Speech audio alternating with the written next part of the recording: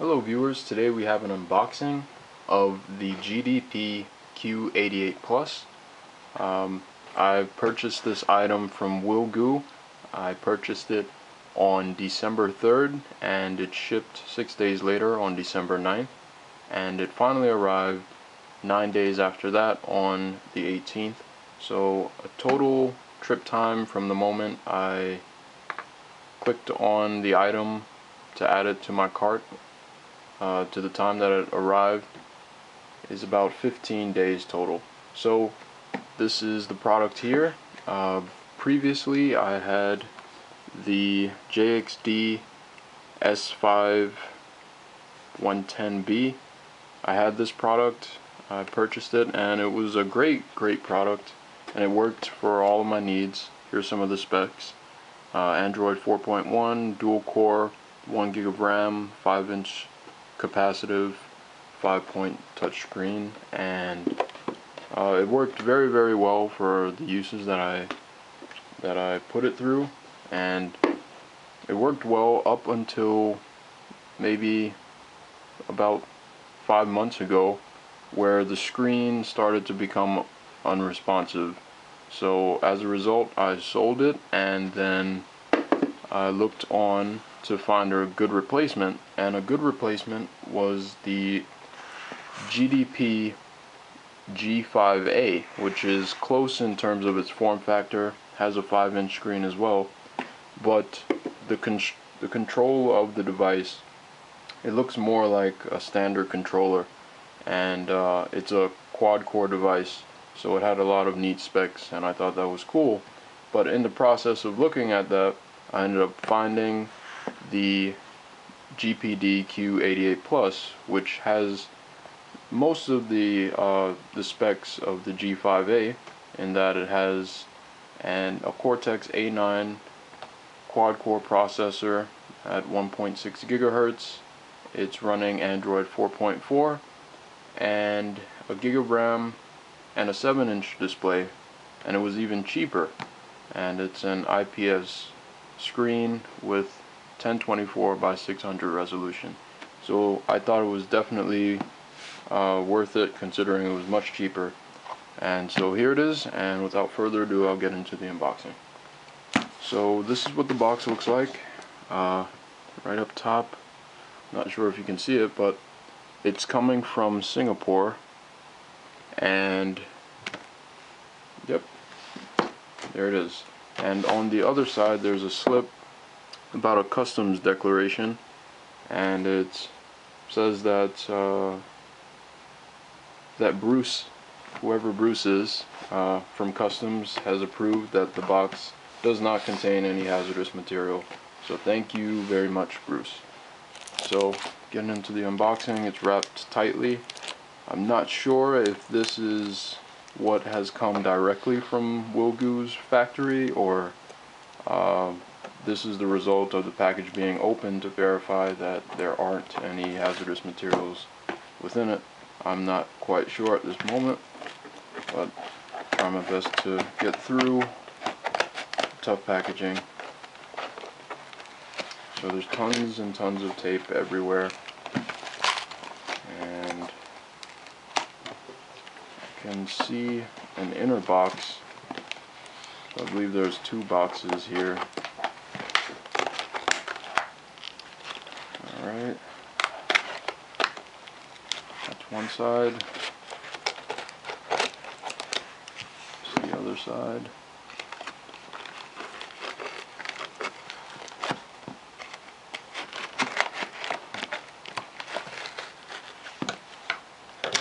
Okay, see, I've got one flap open. Alright,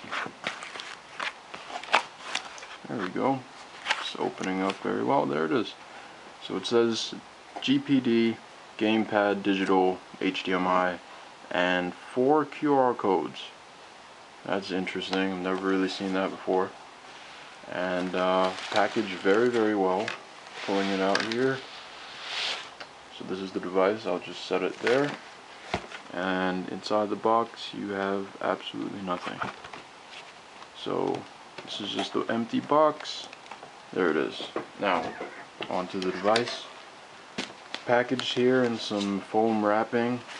You can unravel that, and out is this. So here it is. This is the gamepad. This is what it looks like, and it has a bunch of information on it, a lot of which is not in English, but that's perfectly fine. But from what I can see, it says here that it's a quad-core processor. What's interesting is that the specs on the box says that it's at 1.8 gigahertz. I'm not sure which to believe, whether WillGoo or the box itself, but usually the specs are always off from what they actually are.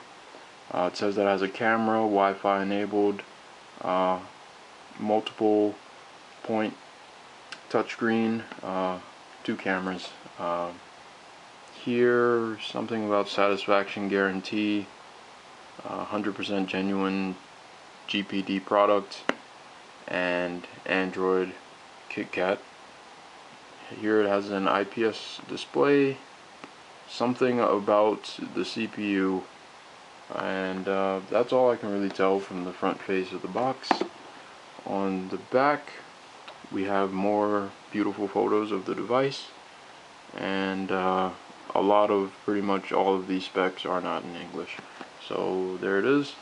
On one side we have a bunch of consoles and handheld devices, just to show that it supports all of these older devices, including the Nintendo DS, the PSP, Game Boy Advance, and a bunch of other older consoles, SNES, and the N64. So this is what the box looks like, and it feels like it can open up. You can see the little crease there, so I'll just set it down and see if I can shake it open. Alright, so that's the box. That's off.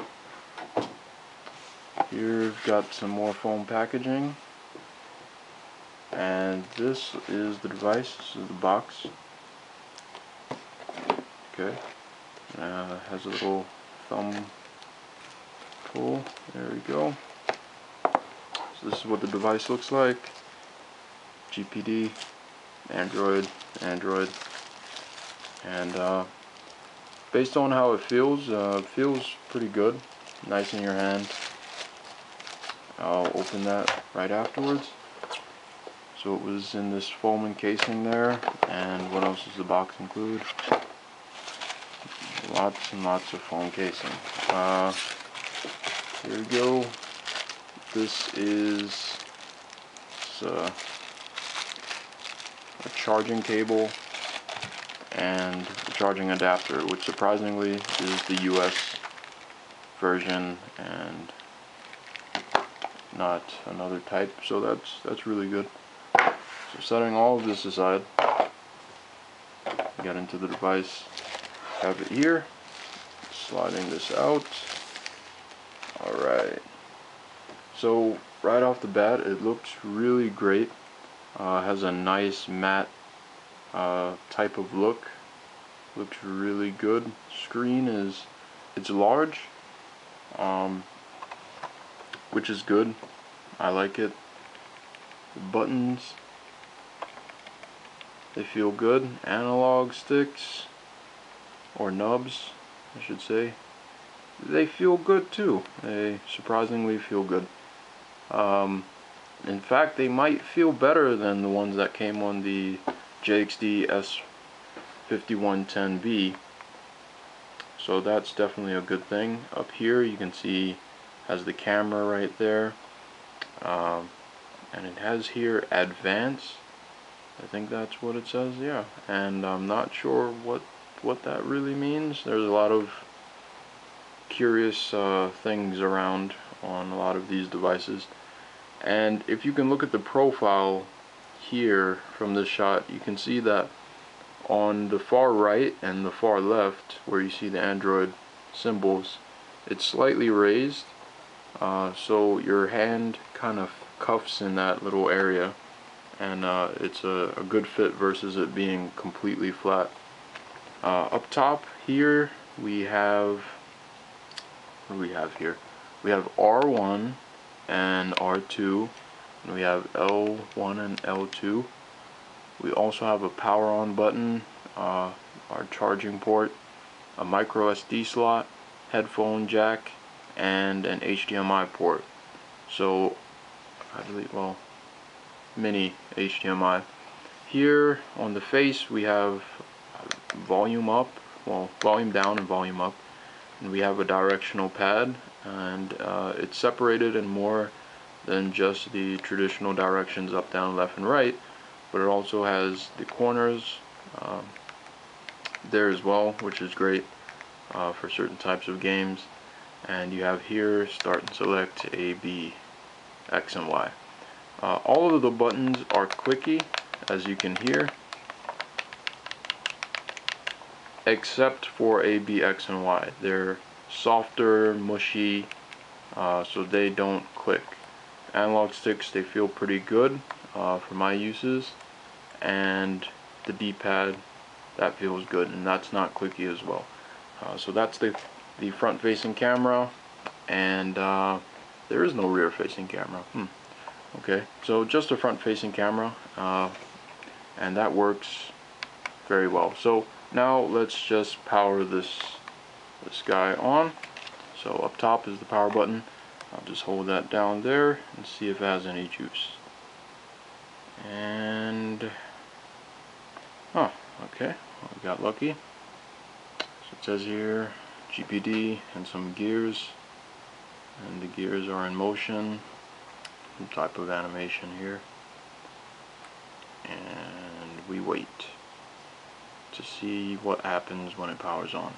In terms of the IPS screen, I can definitely say that it is, because oh, there it is. Wow, it's a really beautiful screen. The JXD S5110B, that did not have an IPS screen, and you could see right away when playing games, especially ones that would utilize the accelerometer. If you were to tilt like this, your entire screen would vanish. So here it is, the screen is there, it looks great. Absolutely no complaints there. Very responsive, capacitive screen. It says that it's 10:07, that's incorrect, that will be changed. And Thursday, December 18th. So the screen looks good. And so what I'll do is I'll get a little bit closer so that there's a good image of what's going on.